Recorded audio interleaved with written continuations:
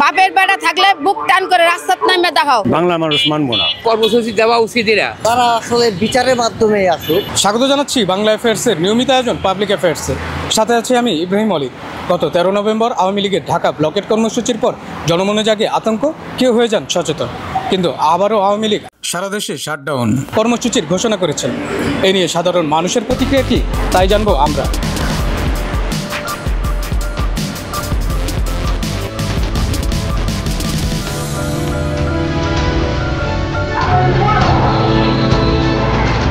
দেশে যা করছে সবই তো ভুল করছে, ফুলহান মারছে, এও করছে, এটা ভুল করছে না, এটাই লাগে আর কি।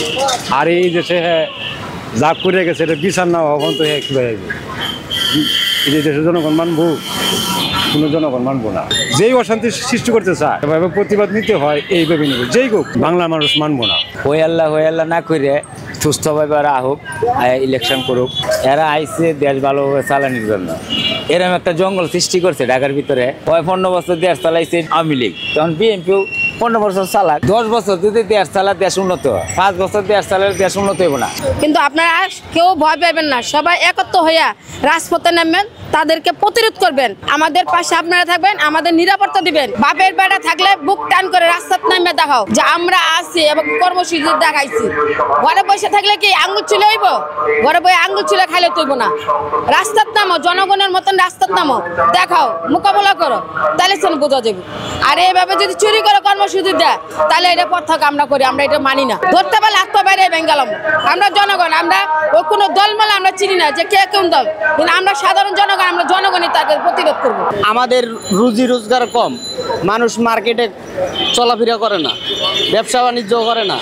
সরকারের ক্ষতি, আমাদেরও ক্ষতি। আর আওয়ামী লীগ যা কিছু করছে এটা হলো দুর্নীতি। সব সেনাবাহিনী, নৌবাহিনী, বিডিআর, আনসার সব দিয়ে ওদের দমন করা উচিত।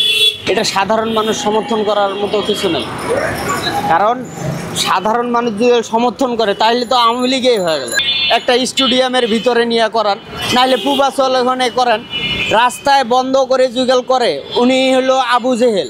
আন্দোলনটা মনে করেন দিলে আমাদের সাধারণ মানুষের দুর্ভোগ, যে আমরা অটো চালাই, আমাদের রাস্তাঘাটে আমাদের রিস্ক হয়ে যায়। এখন ওই আন্দোলনটা আমরা চাই না, আমরা শান্তিপূর্ণ দেশ চাই আর কি। আপনাদের কোনো গ্যামজাম চাই না। নির্বাচন হোক, আপনার যে লোক আমাদের গরিব মানুষের পাশে আসবে এরকম ধরনের লোক চাই, আমরা গ্যামজাম চাই না। এইগুলো দিলে আমাদের গরিব মানুষের সমস্যা হয়। তারা তো ঠিকই ভিতরে ভালো আছে, আমাদের তো সমস্যা। সকলেই চাই যে কর্মসূচি আওয়ামী লীগ একটা বড় দল, কিন্তু ওই দলটাই আজকে করতে দেয় না। কী জন্য দেয় না এলা সেরা জানা, এটা আমরা এগো কর্মসূচি এরা পালন করে যাইতো। হ্যাঁ, কোনো গ্যামজ্যাম, কোনো ভাগা হরির দরকার না, কারণ এরা তো এমনি ভয়ের ছিল। এরা কী জন্য গ্যামজ্যাম করবে? সাধারণ মানুষ চাইতেছে আবার বর্তমানে আবার প্রধানমন্ত্রী শেখ হাসিনা আবার আওয়ামী লীগ আসে। এটা সাধারণ মানুষ এড়িয়ে চাচ্ছে, এমনকি রিস্কাওয়ালারা যারা বদলা দিয়ে খায় তারও চায়। বর্তমান সময়ে যে পরিস্থিতি, আওয়ামী লীগ আবার নতুনভাবে আসতে গেলে তাদেরকে অনেক কাঠখড় ফিরিয়ে আসতে হবে। তাদের নেতৃত্ব দেশে নেই, আর এখন তাদেরকে এই কর্মসূচি দেওয়া সমস্যা হবে না। আর প্রশাসন যেভাবে আছে ওদেরকে তো সেভাবে কার্যক্রম চলতে দেবে না।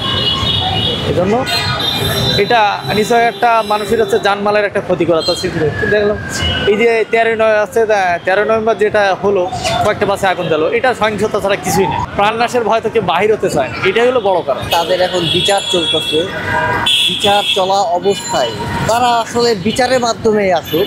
তারা অগ্নিসংযোগ, বাসে করে মানুষের জানমাল ক্ষতি করে তারা যদি আবার ক্ষমতা দখল করতে চায়, আসলে এইভাবে কোনোভাবেই সম্ভব না।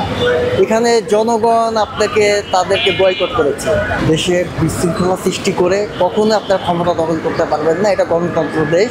জনগণের মন পাইতে হইলে জনগণ কি চাই এটাই আপনারা দেখেন। ঠিক মতো গাড়িও পায় না, আতঙ্কে মানুষ আছে সবাই। দূরপাল্লার গাড়িগুলো যে আগুনটাকে দিচ্ছে, এটা তো দেশের ক্ষতি। তারা যখন ক্ষমতায় ছিল তখন অনেক বলছে যে এরা দেশের ক্ষতি করতেছে, তাহলে এখন তো ওরা ক্ষতি করতেছে, এটা তো ওরা বলতেছে না। উন্নয়নের কথা বলে, উন্নয়ন কি কতখানি হয়েছে এটা আমরা ভালো বুঝতেছি।